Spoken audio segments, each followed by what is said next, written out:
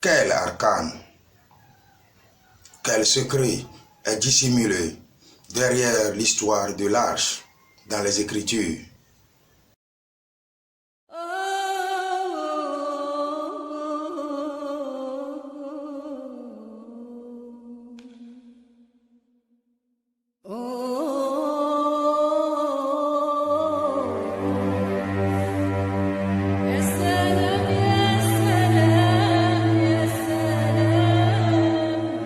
Chaque religion utilise des symbolismes pour cacher certaines vérités. Dans l'histoire de l'arche, que l'arche de l'Alliance, l'arche de Noé ou l'arme de témoignage ait existé physiquement ou non, cela ne nous concerne pas ici.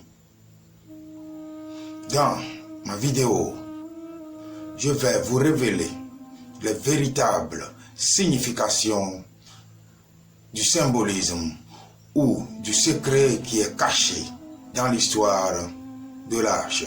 Si vous êtes nouveau ici, songez à vous abonner.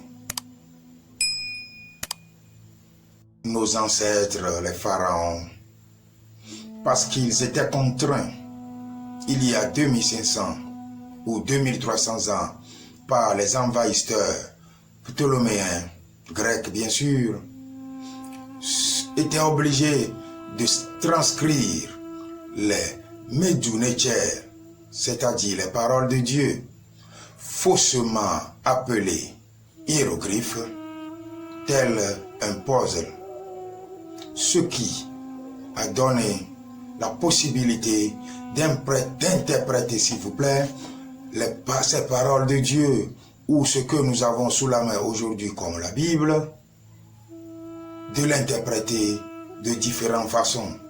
Chacun le prend, l'interprète comme il le veut. Dans ce tohu va bohu, c'est-à-dire chaos d'interprétation, je ne mentirai pas, il y en a 7 qui sont justes. Mais parmi ces 7, 2 seulement sont susceptibles de nous révéler les testaments cachés des pharaons. Les testaments qui sont là pour nous assister et nous aider à nous en sortir, à nous libérer alchimiquement. Dans l'histoire de l'arche, Moïse représente un aspect de notre conscience. Tous les prophètes de la Bible représentent un aspect de notre être, un aspect de quelque chose à l'intérieur de nous. Dans les Écritures, quand il est dit le Seigneur ou Dieu ou Jéhovah Elohim parle à Moïse, cela veut simplement dire que notre être supérieur parle à Moïse une partie de notre conscience. Oui, cette partie qui a le devoir ou la possibilité de nous libérer de l'esclavage, de nous sortir de notre souffrance. Kabbalistiquement, Moïse représente Tiferet.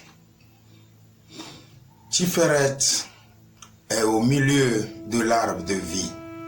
Si nous prenons l'arbre de vie et nous le divisons verticalement ou horizontalement, le milieu représente notre âme humaine qui est Moshe, celui-là qui doit servir le Seigneur.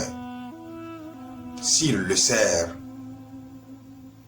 alors il construit l'arche.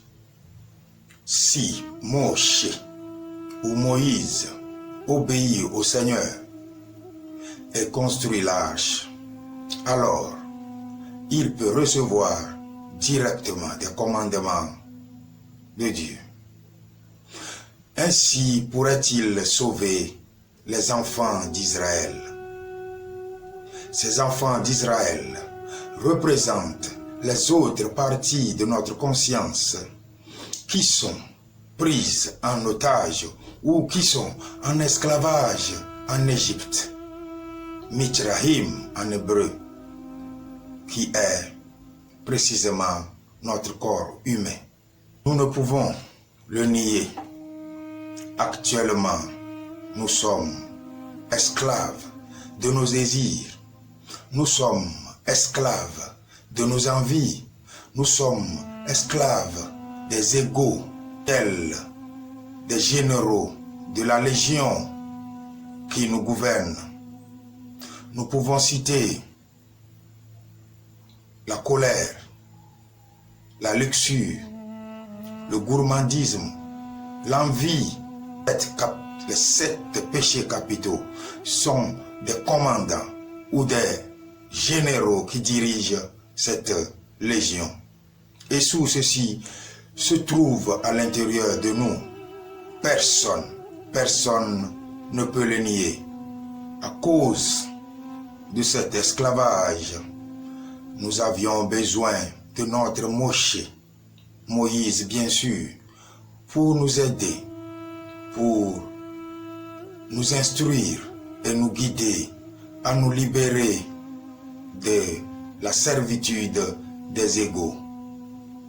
C'est ainsi que nous pourrons comprendre le symbolisme ou la vérité qui est cachée dans l'histoire de Moïse tel qu'il a été transcrit dans les Écritures.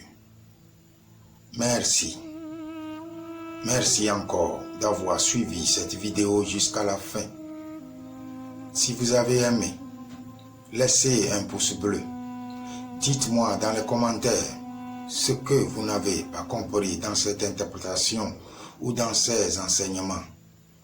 N'hésitez pas à vous abonner pour ne pas manquer les prochaines vidéos. Hotep.